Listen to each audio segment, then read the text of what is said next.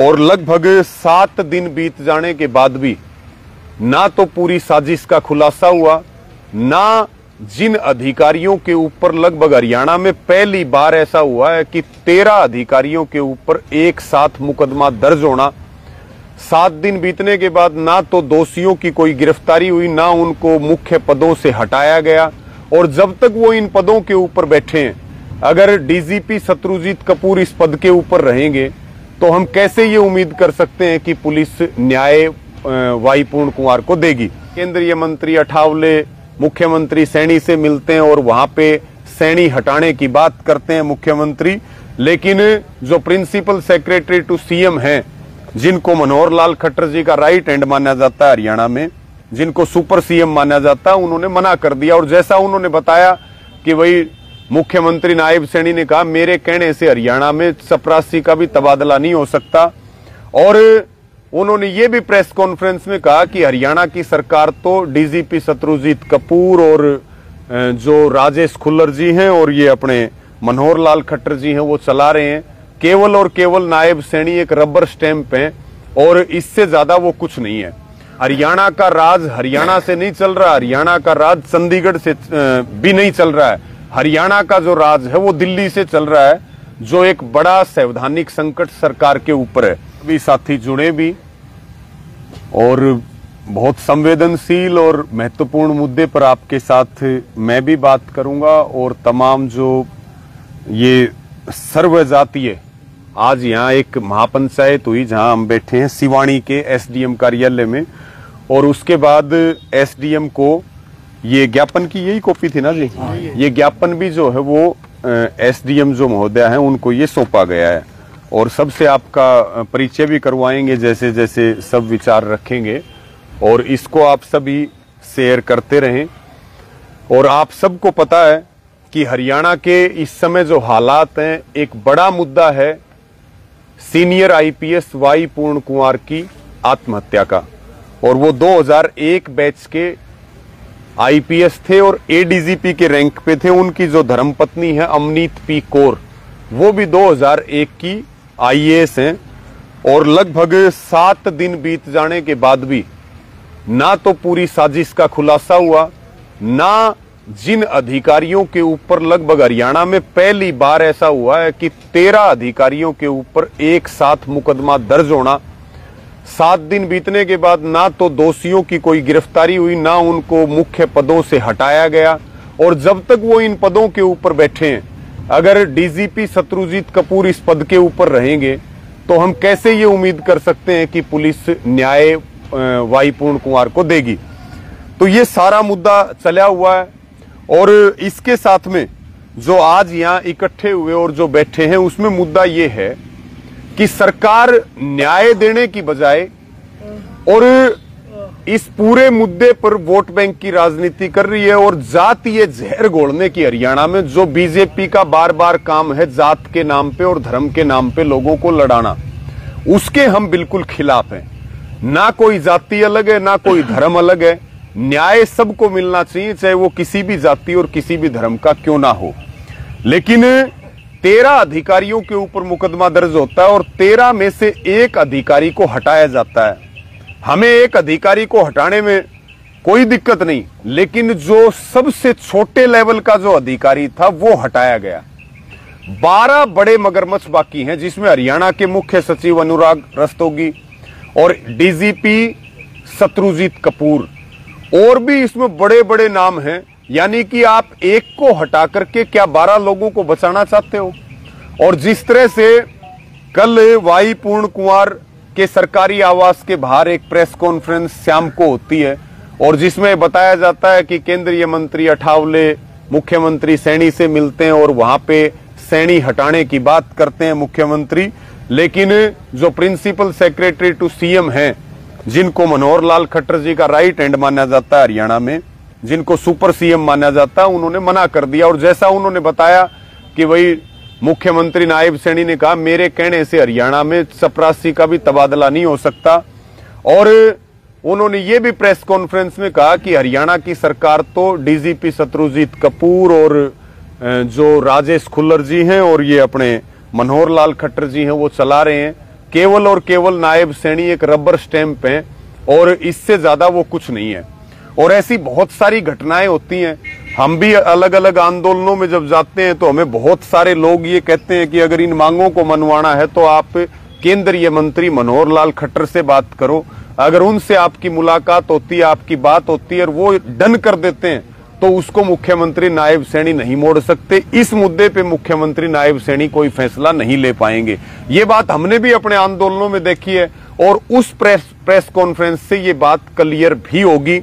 यानी कि बड़ा गंभीर मुद्दा है कि हरियाणा में जो डोर है, हरियाणा का राज हरियाणा से नहीं चल रहा, हरियाणा का राज चंडीगढ़ से भी नहीं चल रहा है। हरियाणा का जो राज है वो दिल्ली से चल रहा है, जो एक बड़ा संवैधानिक संकट सरकार के ऊपर है। तो आज ये एसडीएम को ज्ञापन भी दिया है और हमने तो सबने हाथ जोड़ के ये अपील करी है कि सरकार चाहती है जाट वर्सेस दलित इस पूरे मामले पे हो जाए। कुछ जो सरकारी लोग हैं वो इस मुद्दे को हवा भी दे रहे हैं। हम ये कहते हैं कि ये दलित का और जाट का मुद्दा नहीं, हम तो सारे एकजुट हैं। हमारी मांग तो ये है और ये होनी भी चाहिए कि भाई वाई पूर्ण कुमार को न्याय मिलना चाहिए और दोषियों को सजा मिलनी चाहिए।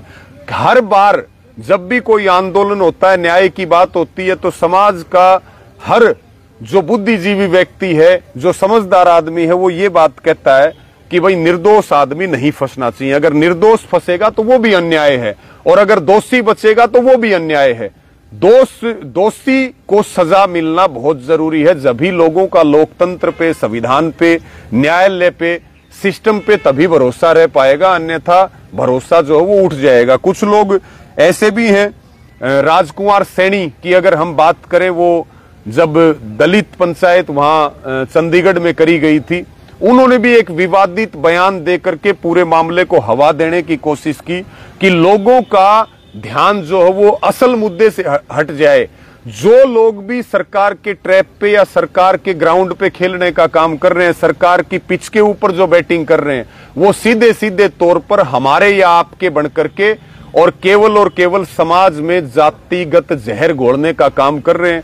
और इस जातीय जहर ने हरियाणा का बड़ा नाश किया है और अब लोग इस बात को बखूबी समझ भी रहे हैं कि हम एक होकर के ही अपनी लड़ाई को लड़ सकते हैं। तो आप सब इसको शेयर करते रहे। अब मैं निवेदन करूंगा, हमारे बीच में जो है विद्याधर पिलानिया जी हैं, वो अपनी बात इस विषय के ऊपर रखेंगे। लो प्रधान। आज अदालत परिसर शिवानी में शिवानी तहसील के सर्वजातीय खाप इस पी पूर्ण कुमार के आत्महत्या के बाद एक बड़ी एक घटना हुई है। मैं उसमें दुख प्रकट व्यक्त करता हूं, उनकी आत्मा को नमन करता हूं। वह एक हरियाणा में एक संकट आया हुआ है, इसी बात को लेकर आज विचार विमर्श करने के लिए ये महापंचायत इकट्ठी हुई है। आज हरियाणा में एक साइड में आईएएस व दूसरी साइड में आईपीएस आमने सामने लड़ाई लड़ने के लिए खड़े हैं। आईपीएस इंडिया पुलिस सर्विस है, आईएएस एडमिनिस्ट्रेटर सर्विस है। ये इतने बड़े अधिकारी आज के दिन पाला बनाकर लड़ने के लिए तैयार हैं और ये बीजेपी सरकार इनकी रेफ रिसीव कर रही है। वह एक जात पात का लड़ाई लड़ाने के लिए एक साइड में सामान्य जाति खड़ी कर दी है, एक जात में SC जाति खड़ी कर दी है।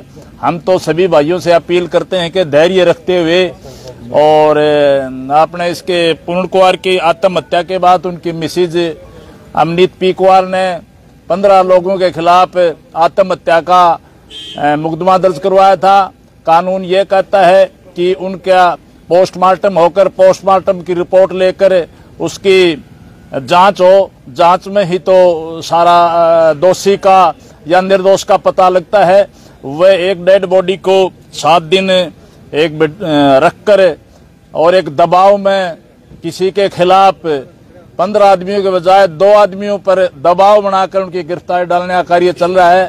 मैं ये कहता हूं कि दोषी को तो सजा मिलनी चाहिए, लेकिन निर्दोष को बलि का बकरा ना चढ़ाया जाए। ये एक थ्रू चैनल काम होता है। मैंने भी काफी इन्वेस्टिगेशन की है। जब दोषी के खिलाफ सबूत काबिले गिरफ्तारी ना गुजरे, उससे पहले गिरफ्तारी नहीं होती।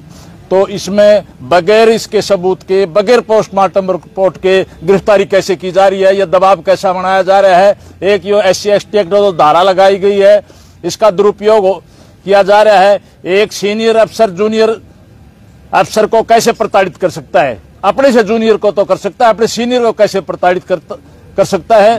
तो मैं तो यही कहना चाहता हूं कि इसमें दूध का दूध और पानी का पानी होना चाहिए। निर्दोषी को बख्शा नहीं चाहिए और दोषी को बख्शा नहीं चाहिए और निर्दोष को फंसाना नहीं चाहिए। मैं तो यही अपील करता हूं, इस भाईचारे को बनाए रखने के लिए ये एक बीजेपी सरकार ये एक जातीय रंग देकर इस प्रकरण को उठाना चाहती है। मैं सभी भाइयों से अपील करता हूं कि अपना धैर्य रखते हुए इस सामाजिक संगठनों को आगे आना चाहिए और इस विवाद को मिटाना चाहिए। धन्यवाद। बहुत बढ़िया। ये हमारे विद्याधर जी जो है पुलिस से ही रिटायर हैं, इन्वेस्टिगेशन की और इन चीजों को समझते हैं। बार के प्रधान है सिवानी के भाई DK, वो अपनी बात रखेंगे। आज हमें सर्व जातीय समाज को इकट्ठा होने की नौबत क्यों आई? अभी पिछले 7 दिन पहले हरियाणा के ADGP रैंक के श्री वाई पूर्ण जी ने आत्महत्या कर ली। उसके उपरांत बीजेपी सरकार ने समाज में एक ऐसा माहौल पैदा कर दिया कि जातीय संघर्ष की स्थिति पैदा हो गई। तो हम बुद्धिजीवियों को और सामाजिक प्राणियों का एक दायित्व बनता है कि हम समाज में भाईचारा कायम रखें। हम चाहते हैं कि IPS पूर्ण कुमार के दोषियों को बिल्कुल सख्त से सख्त सजा मिले, परंतु उसके साथ साथ कोई किसी प्रकार से किसी नाजायज को भी प्रताड़ना या सजा ना दी जाए, क्योंकि बीजेपी का तो शुरू से ही एक ही उद्देश्य रहा है कि समाज में जातीय मतभेद करके वोटों का ध्रुवीकरण करना और लोगों को मतभेद करना ताकि भाईचारा कायम ना रहे। हम उस हरियाणा प्रदेश के वासी हैं जहां सभी जातियों के लोग एक दूसरे को भाई बहन सामाजिक कुटुंब कबीला मानते हैं, और ऐसे में बीजेपी ने केवल और केवल एक दूसरे का मन पाड़ने के लिए ऐसी भ्रांतियां पैदा कर दी हैं। कभी कोई राजनीतिक आदमी राजकुमार सैनी जैसा अपमानित मतभेद वाला स्टेटमेंट देता है, कभी कोई व्यक्ति स्टेटमेंट देता है, जबकि नाकामी बीजेपी सरकार की है। 7 दिन के अंदर दूध का दूध पानी का पानी हो जाना चाहिए था और IPS वाई पूर्ण जी के परिवार को न्याय मिलना चाहिए था ताकि उसकी आत्मा को शांति मिल सके और समाज में एक कानून के प्रति विश्वास पैदा हो सके। मैं तो आपके माध्यम से यही कहना चाहूंगा कि समाज में भाईचारा कायम रहते हुए दोषियों को सजा देनी चाहिए और निर्दोष किसी व्यक्ति पर किसी प्रकार की कोई कानूनी कार्रवाई नहीं करनी चाहिए। धन्यवाद। ठीक है। भाई साहब ने भी अपनी बात रखी। जगमाल जी हमारे ईसरवाड़ से हैं, वो अपनी बात रखेंगे। ये लो। देखो, आज अपना समाज, पूरा हरियाणा का समाज अपना भाईचारे में रहता है। एक इस प्रकरण को लेकर अगर जाति पाति का सवाल उठाया गया और ये SC/ST एक्ट का दुरुपयोग किया गया तो आगे से कोई भी सवर्ण जाति का अधिकारी किसी भी दंगे में या किसी भी जांच में अपराधियों को पकड़ने में कहीं शामिल नहीं होंगे, क्योंकि उनको ये भय हो जाएगा कि मेरे ऊपर तो ये कल को ST एक्ट लगा देंगे, SC एक्ट लगा देंगे, या वो अपराधी आत्महत्या करके मर जाएगा तो वो नाम लिख जाएगा, प्रधानमंत्री का भी लिखेगा, मुख्यमंत्री का भी, किसी पुलिस अधिकारी का भी। तो मेरा तो यही प्रार्थना है पूरे समाज से, सरकार से, कि इस प्रकरण में न्याय मिले। मृतक परिवार को जिसका इतना बड़ा नुकसान हुआ है, एक अधिकारी को आत्महत्या करनी पड़ी है या उसके साथ कोई ज्यादती हुई है, तो उसको न्याय मिले और किसी निर्दोष को सजा ना मिले। हमारी यही प्रार्थना है और समाज भाईचारे में रहे, यही प्रार्थना है। बहुत बढ़िया, बहुत बढ़िया। ये लो, आप बोलते हो इसका लगा दो। मैं तो सिर्फ आज ये जो सर्व जातीय पंचायत यहाँ हुई है, इसमें ये कहना चाहूँगा कि कहीं ना कहीं सरकार की फेलियर है। 7 दिन से अभी तक पोस्टमार्टम सरकार नहीं करवा पाई, तो न्याय की उम्मीद मेरे ख्याल सरकार से नहीं की जा सकती, क्योंकि कहीं न्याय की जो प्रक्रिया चलती है पोस्टमार्टम रिपोर्ट के बाद चलती है। अब ये पता नहीं आज सुसाइड किया है या और कुछ हुआ है, इस बारे में कोई किसी को जानकारी नहीं है। सबसे पहले सरकार से मेरा निवेदन है कि मृतक एडीजीपी वाई पूर्ण कुमार का पोस्टमार्टम करवाया जाए, ताकि ये पता चल सके कि मौत का कारण क्या था।